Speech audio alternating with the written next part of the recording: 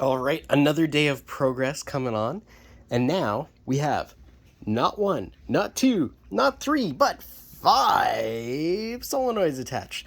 So I've got one for each of 5 keys of a small xylophone, but now I'm just short an additional 3 solenoids. So I can do one for each one of the, I guess, what do you call them? Well, I guess each note of my small kid's xylophone now can be, well, will be represented once I get 3 more. So we'll do that later this week. So over here, oh, this looks like such a tangle, but it's really not that bad. It's actually just the same thing repeated 5 times over. So if I pop over here, so what do we have? We've got our switch. So we have about 5 of those, one for each of these.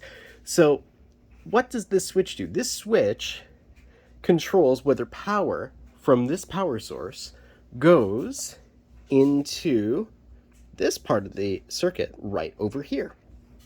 And this little Coke can thing, as mentioned before, makes certain that the current is always flowing in the right direction so we don't burn anything out, which is great. And then, of course, we have our red and black cables right over here, which I'm wiggling a little bit. You can see the red one right here.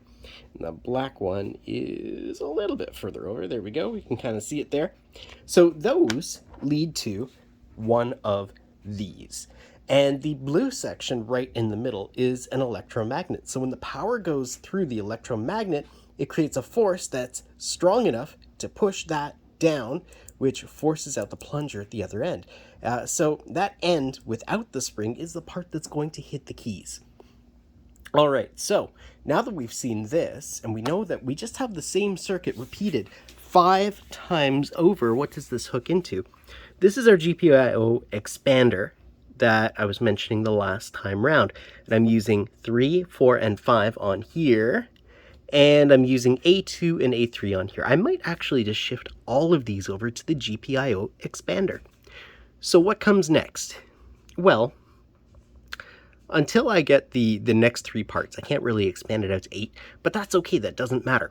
So what do I want to do with this? The next step is to see whether or not we can take Bluetooth capabilities and add it on to our setup over here, which means you could potentially play the xylophone using these from your phone, or have all of these guys here get triggered to play a song when you complete a puzzle on another device. Maybe a little teeny tiny children's piano. So you play the song and then creepy music comes back to you that no one appears to be playing. Well, that's the dream. All right, so the build continues, and I'll see you next time. Cheers, everybody.